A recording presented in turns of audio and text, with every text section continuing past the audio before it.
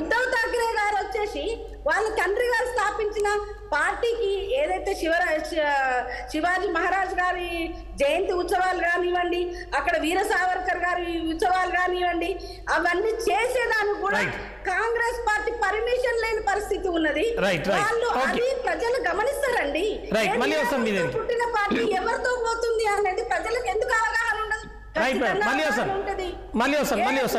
ప్రసాద్ గారు ఆ సిద్ధాంతం ఫాలో అవుతారు వాళ్ళు. ప్రసాద్ గారు హలో, నమస్తే అందరికి, ప్యానల్ సభ్యులందరికీ కూడా. సార్, ఇప్పుడు సునీత గారు చెప్పినా, యాదవ్ గారు చెప్పినా కూడా నేనేమంటానంటే 2015 నుంచి మనం తీసుకున్నామంటే గత 10 ఏళ్ళు, దాదాపు 10 ఏళ్ల వ్యవధిలో 4 సార్లు అక్కడ ప్రభుత్వాలు మారినాయి, 4 సీఎంలు మారారు, 5 డిప్యూటీ సీఎంలు మారారు. పార్టీ ఏదైనప్పటికీ కూడా, కూటమి ఏదేమైనప్పటికీ కూడా, అందులో ఉన్న వాళ్ళు ఇందులోకి, ఇందులో ఉన్న వాళ్ళు అందులోకి, మహాయత్తులోకి కానీ, ఘడక్ పార్టీలో దీంట్లో కూటమిలో కానివ్వండి, అటు ఇటు వివిధ మారాయి. ఇప్పుడు ఈ తీర్పు రావడానికి కారణం నేనేమనుకుంటున్నానంటే, ఉమెన్ సెంటర్డ్గా ఉన్నటువంటి ఒక స్కీమ్స్ని ఏదైతే మహాయతి ప్రకటించిందో అవి బాగా ఆకర్షించాయి.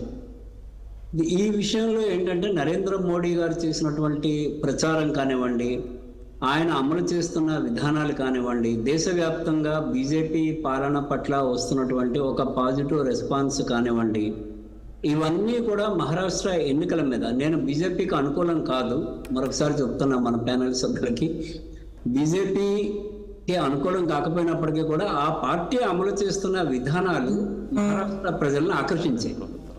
ఆ ఆకర్షించడం వలన ఏమైందంటే అక్కడ స్పెసిఫిక్గా చెప్పాలంటే ఉమెన్ సెంట్రిక్ స్కీమ్స్ ఏవైతే ఇప్పుడు మహాయతి ప్రకటించిందో ఎన్నికల మేనిఫెస్టోలో కానీ, తర్వాత ప్రచారంలో కానివ్వండి, ఈ వివిధ సందర్భాల్లో వాళ్ళు మాట్లాడిందంతా కూడా అక్కడ ప్రజల విశ్వాసంలోకి తీసుకొని పార్టీని, ఈ కూటమిని గెలిపించడం అనేది జరిగింది. అయితే ఇక్కడ ఆరోపణలు అనేవి ఒక 20 ఏళ్ళు, అంతకుముందు 20 ఏళ్లకు ముందు ఎవరైనా వేరే వాళ్ళు గెలిస్తే రిగ్గింగ్ జరిగిందనే మాట వాడేవారు, రిగ్గింగ్ అనే మాట వాడేవారు. ఇప్పుడు ఏమైందంటే మనకి ఈవీఎంలు వచ్చిన తర్వాత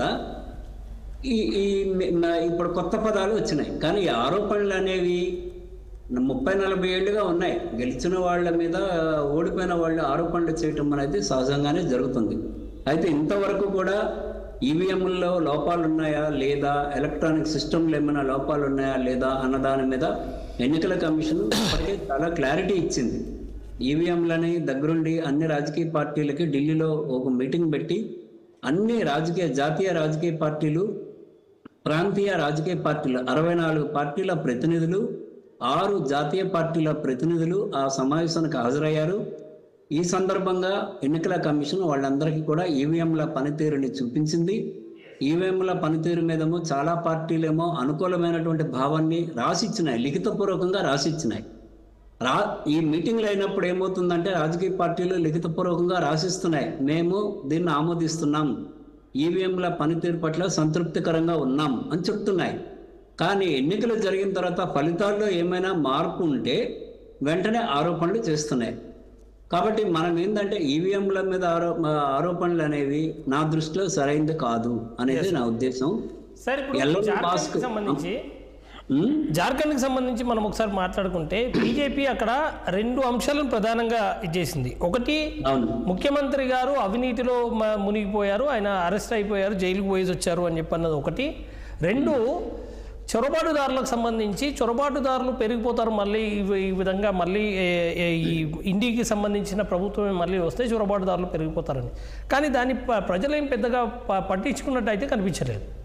ఎందుకు అంటే మిగతా plain states like south Indian states అంటే మహారాష్ట్ర, కర్ణాటక, కేరళ, ఆంధ్రప్రదేశ్, తమిళనాడు, తెలంగాణ, ఒరిస్సా ఇట్లాంటి రాష్ట్రాలను తీసుకుంటే అక్కడ పరిస్థితులు వేరు, జార్ఖండ్ పరిస్థితి వేరు.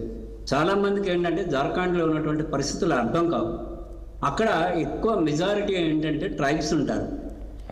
ట్రైబ్స్ ఎలియన్స్ లాగా ఉంటారు, అంటే సాగ్రిగేటెడ్గా ఒక ఒంటరిగా ఉంటారు అనమాట. వాళ్ళు ఎక్కువగా 80% ట్రైబ్స్, 90% ఏమో జార్ఖండ్లో ట్రైబ్సే. అందులో 80% ఎట్లా ఉంటారు అంటే ఎలియన్స్ లాగా దూరంగా ఉంటారు, అంటే రెగ్యులర్ సమాజానికి దూరంగా ఉంటారు. రెగ్యులర్ సమాజంలో అంటే ఇక్కడ మనకున్నటువంటి సోషల్ మీడియా కానివ్వండి, టీవీ ఛానళ్ళు, ప్రింట్ మీడియా, ఎలక్ట్రానిక్ మీడియా ఊదర కొట్టడం, గంటకి మొబైల్స్లో అట్లాంటి కల్చర్ అక్కడ ఉండదు. అక్కడ ఏముంటుందంటే వాళ్ళు ట్రైబ్స్ చాలా వరకు కూడా జార్ఖండ్ కానివ్వండి, నార్త్ ఈస్టర్న్ రీజియన్లో ఉన్నటువంటి రాష్ట్రాలు 7 రాష్ట్రాలు అంటే సిక్కిం మినహా మిగతా 7 రాష్ట్రాలని తీసుకుంటే వీళ్ళందరూ కూడా వాళ్ళకి పెద్ద కష్టం ఉండదు. వాళ్ళు ఒంటరిగా ఎక్కడో ఊరి చివర హ్యాబిటేషన్స్ లా ఉంటారు. జనావాసాలు, ఊర్లు అనేవి ఉండవు, జనావాసాలు ఉంటాయి. జనావాసాల్లో 4-5 కుటుంబాలు ఉంటాయి అంతే. ఆ 4-5 కుటుంబాలు ఒక కొండ మీద ఒక మూల ఉంటారు. వాళ్ళకేంటి, రేపు ఎట్లా బతకాలి, మనం రేపటి పరిస్థితి ఏంటి అనే